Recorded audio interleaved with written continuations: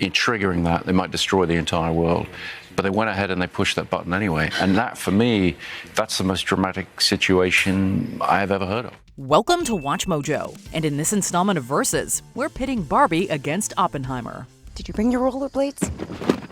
I literally go nowhere without them. Both of these cinematic events are priority viewing, but which July 21st release reigns supreme? It's time for the ultimate showdown of counter-programming.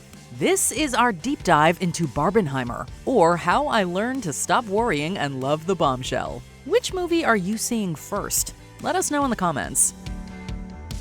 Hey Mojoholics! For a chance to win cash prizes, play our live daily trivia challenges every day at 3 p.m. and 8 p.m. Eastern only at WatchMojo.com/play.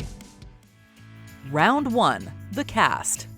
Margot Robbie couldn't be more perfectly cast as Barbie, authentically portraying a seemingly stereotypical doll brimming with layers of humanity. What's going on? Why are these men looking at me? Ryan Gosling is equally well-suited for the clueless Ken, making the character lovable even at his lowest.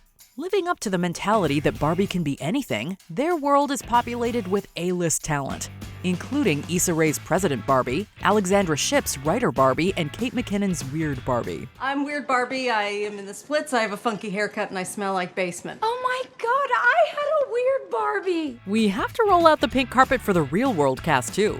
Will Ferrell brings his signature energy to the Mattel CEO, and America Ferrera delivers the monologue of a lifetime as Gloria. Plus, Helen Mirren as the narrator? You spoil us, movie. The dolls were always and forever baby dolls.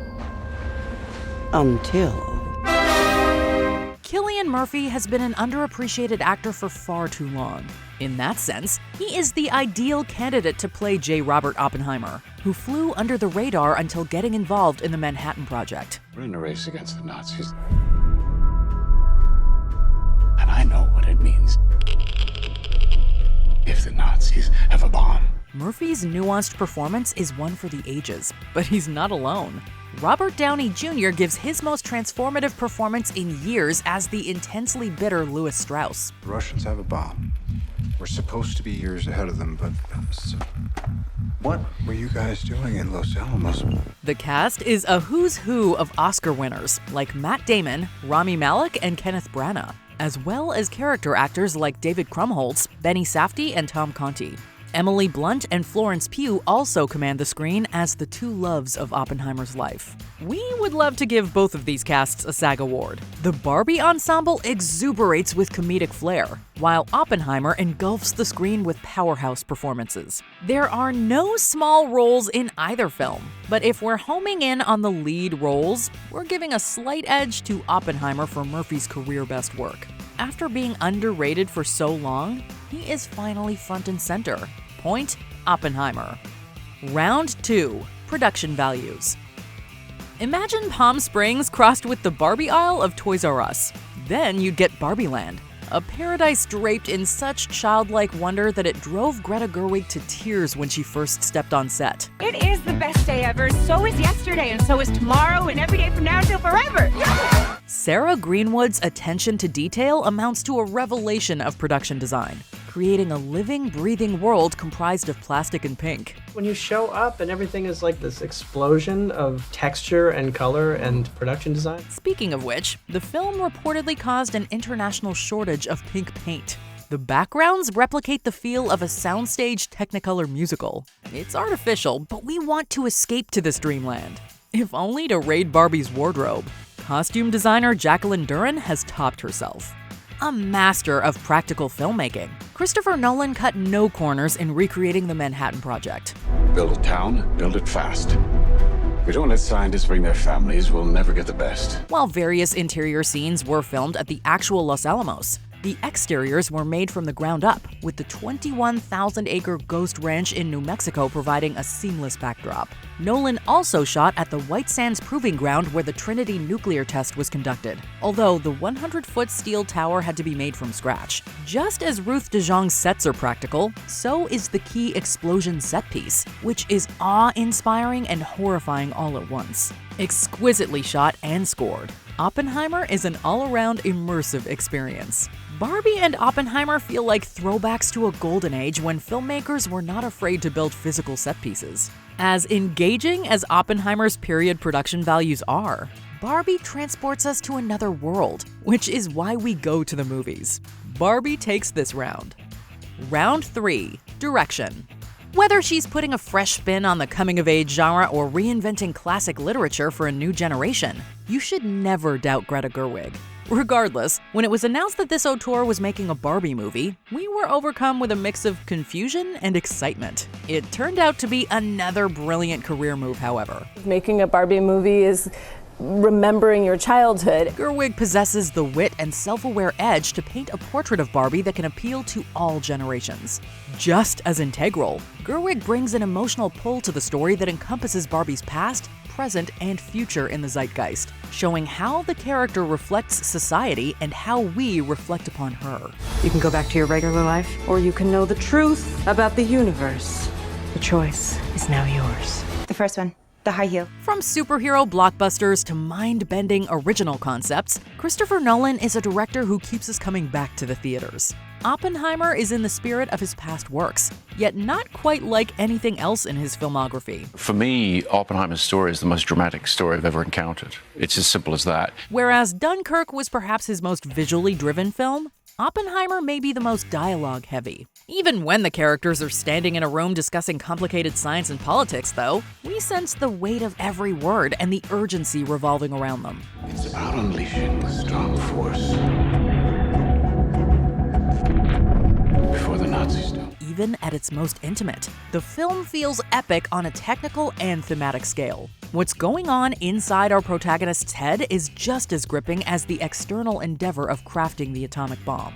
In an age where so many big studio directors find themselves at the mercy of executives who want to play it safe, Gerwig and Nolan are among the few remaining artists seeing their ambitious visions through. Both have outdone themselves, but Nolan is at his directorial apex with Oppenheimer. Nolan accomplishes what few filmmakers have, not only making us feel the gravitas of the explosion, but also making the people surrounding it every bit as engrossing. Oppenheimer blows up this round. Round 4, philosophical depth. Barbie and existential crisis might seem like an odd fit. After seeing Gerwig's take on this IP, though, you will never be able to separate the two. Most of my Barbie dolls came into my house from like girls in the neighborhood, like hand-me-downs, so they've been pre-loved. Barbie isn't just a movie about feminism. It's about individuality and what it means to be human. Do you guys ever think about dying? Some see Barbie as an empowering figure, while others argue that she's perpetuated ideas designed to set society back. Neither is wrong per se, but neither is a definitive definition of Barbie either. As much as people want to put Barbie into one box, she cannot be contained. No one rests until this doll is back in a box. Barbie has evolved beyond even what her creator ever envisioned, mirroring the journey we all experience from childhood to adulthood. You make them weird by playing too hard. To some, Oppenheimer is an American hero who ended World War II. World War II would be over. Our boys would come home. Others argue that Oppenheimer ended one conflict only to create another tragedy. Even this film's portrayal of Oppenheimer is torn on his own legacy, which is what makes him such a fascinating figure. I think he was naive, and I think he did believe that this could end all war. Despite the wartime backdrop, Nolan cleverly shows next to no combat in this film. The real war here is the one brewing inside Oppenheimer as he comes to terms with his creation, and whether he should be celebrated or punished for it. You are the man who gave them the power to destroy themselves, and the world is not prepared. As talky as the script is, Murphy brings out most of Oppenheimer's depth through subtle gestures. There's so much happening inside, but he resists unleashing the atomic torment. How he navigated that for himself was very complex and kind of unusual. The search for one's identity and the fear of nuclear warfare are both relevant topics, making for two captivating character studies. However, Barbie's philosophical journey is one that can resonate with everyone in the audience. If you weren't thinking about life, death, and our very existence going into the theater, all of the above will be on your mind walking out. Humans only have one ending. Get that Barbie! It might sound strange, but the deepest film of 2023 centers on a doll. It's all tied up now.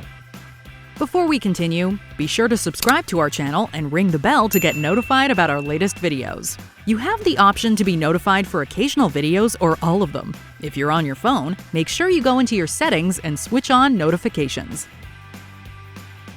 Round 5. Reception. With a certified fresh rating on Rotten Tomatoes and the coveted must-see label on Metacritic, Barbie is a critical darling. At the box office, the film has attracted the most promising pre-sales since Avatar: The Way of Water, with the average Barbie doll standing 11.5 inches tall. Don't be surprised if she finds herself on the shelf with a 13.5-inch gold man named Oscar. It wouldn't be Mattel's first Best Picture nominee, having produced 1972's Sounder. In addition to technical categories, we could see Barbie receiving nominations for a couple of performances, as well as Gerwig and Noah Baumbach's screenplay. It may not be a traditional Oscar movie, but neither was Everything Everywhere All at Once. While both films have enthralled critics, the reviewers for Oppenheimer are slightly more glowing. At the box office, Oppenheimer isn't expected to make as much as Barbie, but both should benefit from being an unofficial double feature. In terms of awards, Oppenheimer is the more traditional player, but it's by no means undeserving of such recognition. With location shooting or sets, the more things can just be real, the better they're going to feel to the audience. There's almost no studio work on this film. We can see a future where Murphy gets his first Oscar nomination, Downey Jr. wins his first Oscar, and Oppenheimer dominates the tech categories. When it comes to Nolan and the Oscars, it feels like we always get our hopes up. However, this might be the best shot he's ever had at an overdue Best Director win. Chris makes films for theaters, for movie-going audiences. So you want to see that as it's designed to be seen. Honestly, it's unfair to compare these two great films. Both can appeal to different audiences in different ways. Yet both are bold artistic achievements about the human condition that define why we love cinema. It's apples and oranges, but when all is said and done, we think Oppenheimer will leave a slightly bigger dent in the movie-going pantheon. Oppenheimer is our ultimate winner. But remember, there's no Barbenheimer without Barbie either. That's impossible. Tune in next time when we pit Mamma Mia against The Dark Knight, aka The Dark Mama. His story is monumental and epic and extraordinary. It really has to be seen on the big screen to be believed.